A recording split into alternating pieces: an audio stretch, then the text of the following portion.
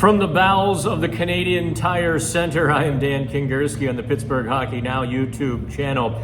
The Penguins rally to tie the game later in the third period 2-2, but fall to the Ottawa Senators 3-2 in overtime. We're actually in kind of a makeshift media room here in Ottawa. You can see the big mirrors around me. Also doubles as a cheerleader's dressing room. We make do when we're on the road, don't we?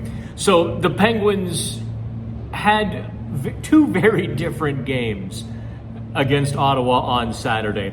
I thought they were ho-hum. I thought they were disconnected, lethargic for the first, let's call it 30 minutes. They began to get some rhythm. Bear in mind, the Ottawa Senators should have been exhausted Saturday. The Penguins could have, or maybe should have, boat raced them out of the barn because Ottawa had to play in Carolina Friday night. And Carolina is never an easy game, especially in Carolina. And then you pack up, you come across the border through customs. Those guys probably didn't get to bed until 3 or 4 a.m. But credit Ottawa, they buckled down. They hunkered down, really. Protected their net, forced the Penguins to play on the perimeter. And I just kind of felt like the Penguins were disinterested in that fight for quite a while. Things began to build. The Penguins finally got a little bit of momentum in the second period. I didn't ask Mike Sullivan about this because I knew he wouldn't have given me much information on it. But it looked like about with at 14:30 of the second period, so about 5 minutes and 30 seconds to go in the second, he gave a couple of guys the business on the bench. Really just kind of let them have it, turned away from them angrily. I know that look and I know that action from my grandfather when he would kind of yell at me when I was working for him as a kid. I know that intense and turn away. Some of the Penguins players got that treatment Saturday, and literally the next shift, the game sort of picked up. They began swarming the net. They began making Linus Ullmark work, and people coming in to clean up here. But they began making Ottawa defend. And if you look at the natural stat trick, the Corsi roller coaster, from that point, it was almost all Penguins. Yet they lose in overtime. The Drake Batherson goal. Early in the third period, I asked Tristan Jarry if the Penguins thought about challenging it because Batherson turned his skate and stuck it out to direct the puck into the net. Now, I know that the league would not have overturned that because he didn't, kick it like a field goal. They want those goals to count. So let me read you Jarry's quote when I asked, if they thought about challenging it. It's a crappy goal, although he didn't say crappy. It's a crappy goal, honestly. I don't know how you take that out of the game, but I don't think you should be allowed to stand there and just let the guys shoot off of you. It's almost impossible to stop. He gets position on our player, and he just parks himself at the back post, and their guy shoots it off of him. It's a tough play. I think it's not part of hockey. That was Jarry. Now, let me go deeper into the goal because I understand Jarry's point. But Matt Grzelcyk needs to get Batherson away from the post.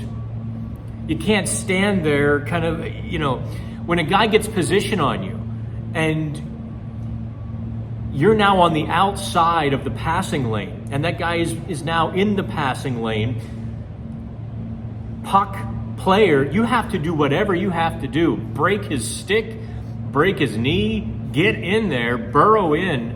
But Grzelcyk didn't do a good enough job on that. And that is part and parcel to, once again, the Penguins defensemen letting them down this season. You hate to harp on, 6 players or 5 players. You hate to dump all of that on them. but the Penguins' defense continues to be, at best, mediocre.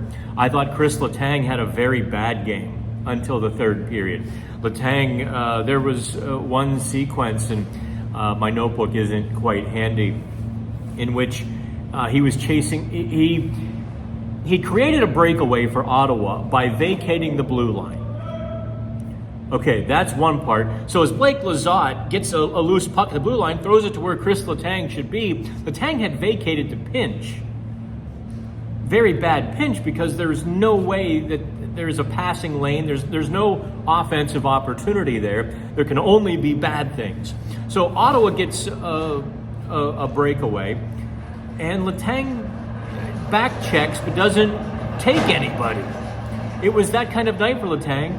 And then, unbelievably, he makes kind of another ghastly mistake at the blue line. Ottawa almost gets a scoring chance, but Ryan Graves nullified it.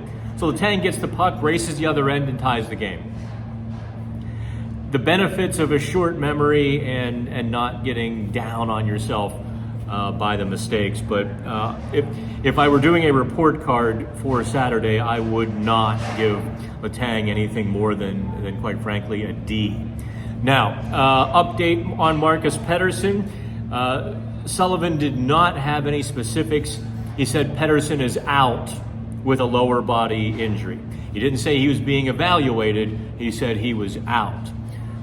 Now, at the risk of parsing words too often, Sullivan always says he's being evaluated for it. Obviously, they know something is more than casually, or, obviously they expect it to be more than just glancing, minor. It's more than merely a flesh wound on Pettersson. The way he kind of hobbled down the runway there at 14:30 or 16:30 of the first period. Letang, Karlsson played more than 26 minutes on Saturday. Karlsson was pretty good. I suppose I would take him being conservative and not as much of a factor over him trying to be a factor and yielding goals. I think, in the big analysis, that was a pretty good game. Owen Pickering played over 20 minutes again on Saturday. He was solid. I'm not going to beat him up for a couple of mistakes. He'll do plenty of that by himself, but made a number of good defensive plays, especially around the net. And as we kind of wrap things up on the 5-minute Penguins postgame, by the way, like, subscribe, and share, please. Pickering did a nice job around the net. And I think Ryan Graves did well enough. Again, you want to see the Penguins' defense have somebody be able to box out. You should not lose a game that you're dominating because the other guy can get positioning on your defenseman around the net. There are a lot of ways you don't mind losing games. That's not one of them. So, with some criticism for the Penguins' defense, also, I guess we should maybe point out a couple of the A-plus performances by the forwards as well. Michael Bunting really had his A game from the beginning. It was his backhand shot that made Linus Ullmark work. Erik Karlsson had a wide open net but couldn't quite contort his body to lift the puck, and Ullmark, lunging early in the first period, takes that away from Karlsson. Amazing save. Ullmark also took one away from Sidney Crosby. But otherwise, Ottawa had the much better of scoring chances until the third period. But as Chris Letang said, there's no such thing as a bad point. The Penguins kind of keep pace in the Eastern Conference, kind of treading water. They'll be off on Sunday. I'll be driving back from Brockville, Ontario. If you ever get a chance, by the way, gorgeous little town. Kind of reminds me of Franklin, PA, just about an hour and a half north of Pittsburgh. Just the brick buildings lining the downtown, Christmas lights and gas lamps, and but it's not very crowded.